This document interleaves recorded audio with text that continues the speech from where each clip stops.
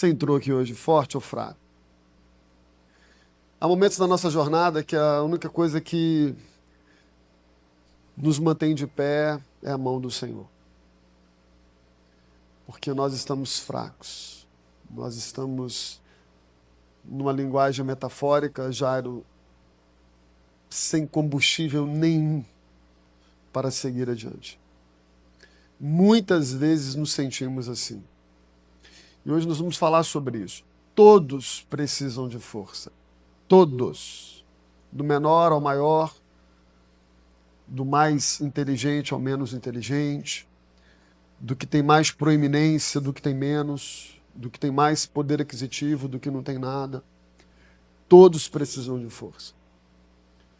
E embora pareça um versículo assim estranho, né, o que a gente leu, a partir desse versículo nós vamos gerar uma reflexão muito importante aqui, irmão. E eu peço a Deus que todos nós saiamos daqui hoje renovados. Eu sou o primeiro dessa fila. Você não tem ideia, pastor Wagner, como que às vezes é difícil para a gente subir nesse altar. Às vezes a única vontade que a gente tem é de sumir, é de largar tudo, é de abandonar tudo. E o Senhor nos mantém de pé. Isso acontece com homens poderosos, com homens anônimos.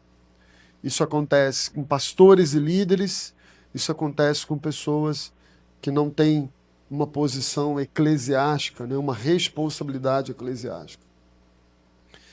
E estudando a palavra durante essa semana, me saltou aos olhos esse versículo em que Paulo e Silas, eles tinham acabado de ter ali em especial Paulo, né? Deixa eu contextualizar esse versículo.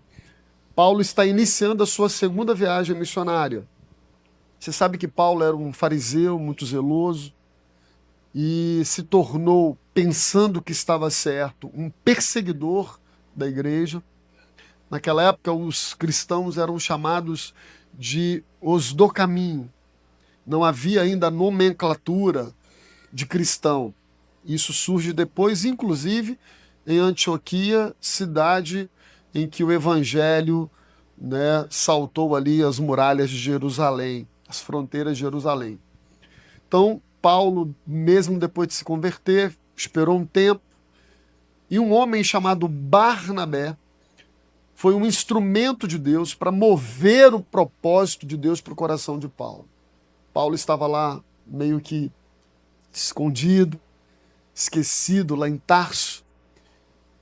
E através da vida de Barnabé, Barnabé deu destino ao ministério de Paulo. Barnabé vai ao encontro de Paulo. E eles fazem uma primeira viagem missionária. Paulo, Barnabé e João Marcos. João Marcos era sobrinho de Barnabé. Durante essa primeira viagem, João Marcos, talvez ali influenciado pelas dificuldades de uma jornada, ele desistiu e foi embora. Ele retrocede antes que a viagem terminasse, e isso entristece muito Paulo. Num segundo momento, Paulo marca uma segunda viagem, e quando eles chegam ali ao porto para entrar no navio, para entrar no barco, estava do lado de Barnabé o João Marcos. E aí Paulo diz assim: Barnabé, esse rapaz está fazendo o que aqui? E Barnabé fala assim: ó, ele veio para viajar com a gente. E aí Paulo falou assim: não, com a gente ele não vai não. Porque esse camarada aí, ele abandonou a gente na primeira viagem. E Barnabé não, ele vai sim. E Paulo falou: ele não vai não. Tipo aquele menino, não vai não. Paulo pegou o celular e mostrou para Barnabé: ele não vai não. E a Bíblia vai dizer que eles entraram ali num conflito. Não há pormenores do diálogo, mas certamente em algum momento Barnabé falou assim: se ele não for, eu também não vou. Então Paulo falou: beleza, um abraço, segue teu caminho que eu vou seguir o meu. E não foi. E Barnabé pega o João Marcos, vai para um outro lugar, Paulo chama Silas como um companheiro de viagem e vai iniciar a segunda viagem missionária. O foco aqui não é nessa relação com João Marcos, mas eu estou citando para você entender o contexto. Tempos depois, irmãos, Paulo preso, perto de ser morto, ele fala de João Marcos.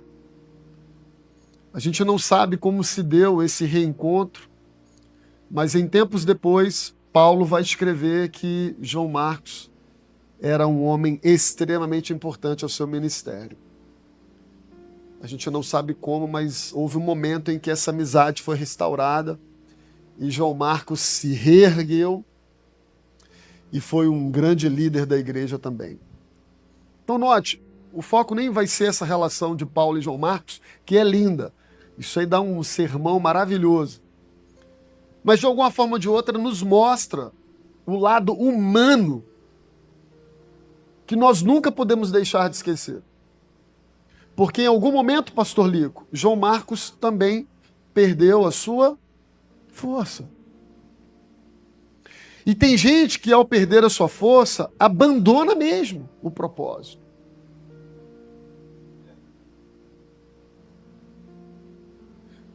João Marcos abandonou a primeira viagem porque talvez estava com medo, talvez estava com saudades da família, talvez porque não estava resistindo às intempéries. Imagina como era uma viagem naquela época. Agora há pouco eu estava ali com o Wagner e com o Igor, lembrando um pouquinho dos nossos retiros, né? Como as igrejas faziam retiros de carnaval. E eu me converti em Minas e lá era retiro raiz mesmo, a gente nem chamava de retiro. Lá a gente chamava de acampamento. E a gente estava falando que hoje uma igreja fazer um retiro fica muito custoso, porque as pessoas querem um ambiente com mais conforto, cama, ninguém aqui quer dormir em colchonete, ou em rede em árvore, que eu participei de vários acampamentos assim, irmão. Olhava para uma árvore, assim, tinha um monte de rede. A gente dormia no relento. A gente era adolescente também, né, irmão? 20 anos, 16, 17 anos, a gente aguenta.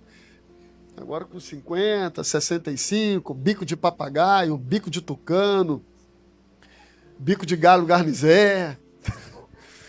Aí já começa a ficar mais difícil, né, Jairo? A gente fez o retiro de homens ali, aí eu fui dormir no mesmo quarto que Jairo, Wagner, Sandra e Lico. Irmão, era uma roncadeira. Aí não bastasse o chão já duro, era uma roncadeira, era pé com pé. Eu falei, meu pai do céu, sai com essa perna cabeluda daqui. Então eu não sei o que tirou as forças de João Marcos. Na verdade é que ele perdeu as forças. E ele falou, para mim não dá, eu vou voltar para casa. E isso entristeceu muito Paulo, com todas as razões também. Mas glórias a Deus que em algum momento a força de João Marcos foi restaurada e ele se tornou um homem útil para o ministério de Paulo.